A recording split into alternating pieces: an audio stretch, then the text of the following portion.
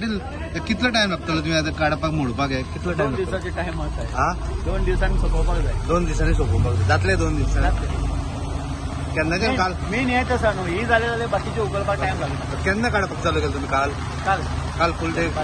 आणि 2 दीस लागतले म्हणटा काले जातले फाल्यां जातले फुल डे करतले तुम्ही